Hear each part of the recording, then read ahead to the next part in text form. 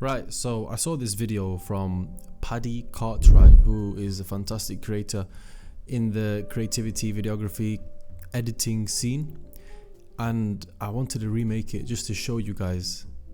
Basically, I'm going to copy him and show you guys my version with my clip, with my video, to see what he did.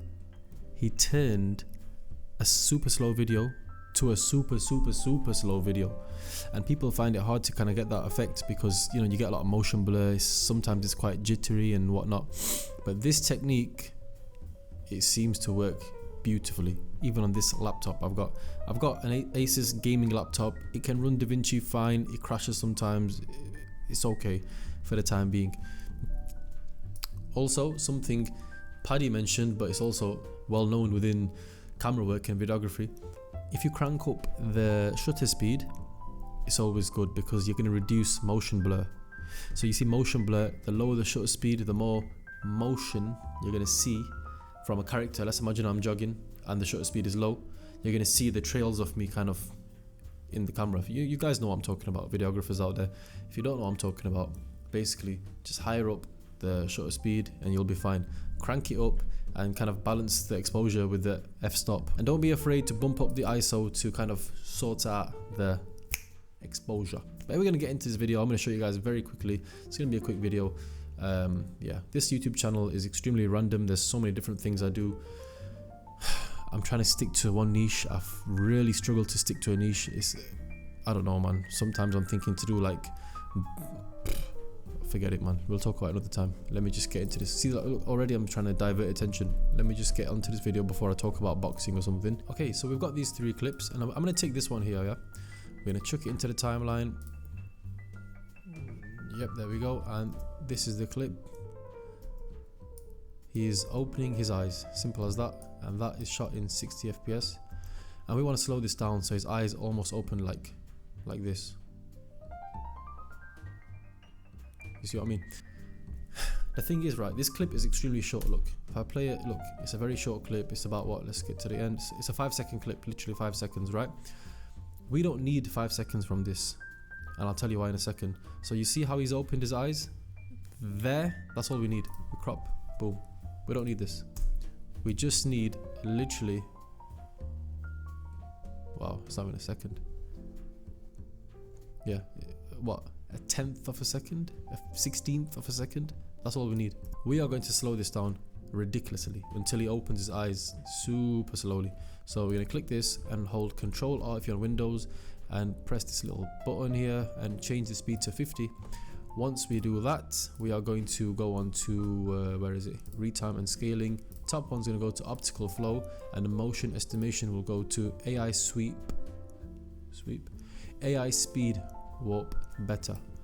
Once we do that, now we can either play it back. This is a device from Paddy.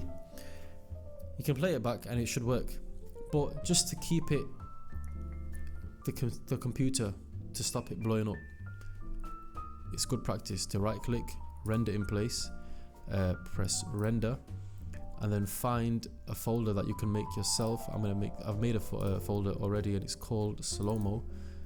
And then you just press the folder and then let it render in place, and look, it did it in 1 second literally, because the clip is so small. You see how I took a 16th of a second? That's all you need, because you want a small effect, because in reality when it slows down, the clip's time will increase because it's getting slower. It's gonna go from this fast to that fast and then that fast because it's slow, won't it? Anyway, so let's look at this one. You see how it's slightly gone slower, but with this clip, it's a very simple clip.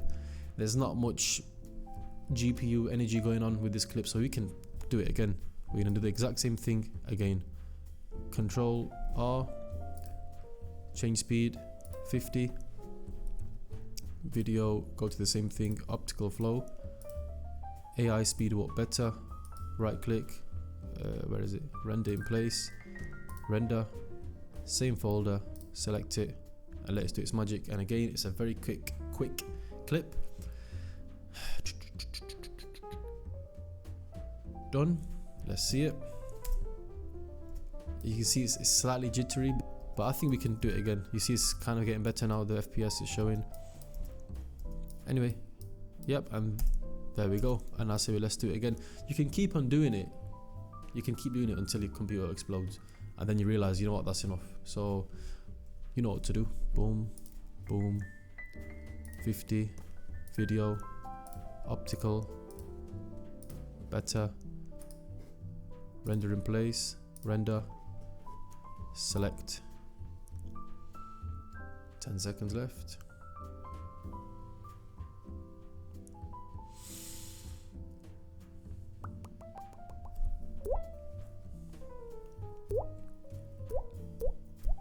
Magic trick. There we go. Let's have a look. Look at that. You can see it's slightly jittery. However, that's because the laptop's not plugged in, and this laptop's got a performance mode, so when it's plugged in, the GPU works a bit faster. It'll kind of show a better result. Plus, sometimes it's good practice when you're running on a laptop that's not extremely powerful to go into playback, go into timeline playback resolution, and just bump it down to quarter or half. The resolution on screen will not be great, but obviously when you export it, it'll be in full HD mode, but it will run it smoother. There you go. You see? And that is a very super. Let's do it in full screen. There you go. And you know what? Should we try it again? Let's do it again. Let's do it one more time. Control R. Change speed. 50. Video.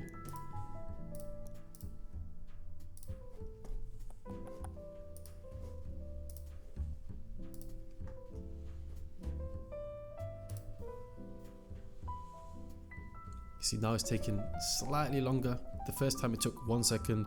Now then it took like 5 seconds, then 10 seconds, and now we're on 20 seconds.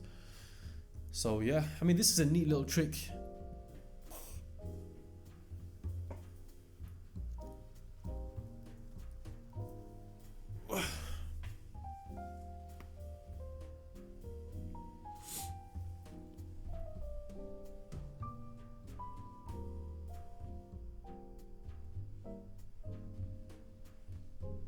Rendered.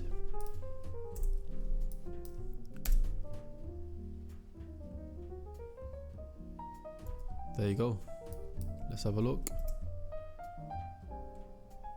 And you can see it works beautifully. I can't lie. It works absolutely fantastically.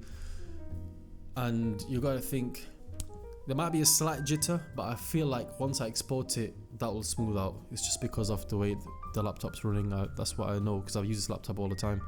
But you can clearly see. And you know what? Best thing to do now, add a bit of color to this video. Let's just chuck on some nodes. Chuck in a CST. This was shot on my A73, which is S-Log2 is normally what I use there, because S-Log3 is more. I think S-Log3 starts with the A74 series. It's not too good on an A73. Just swap these over, chuck that into Rec 709, and just chuck out a Gamma 2.4. I mean, we can start messing about with this. Let's add a bit of warmth. Lift down the shadows.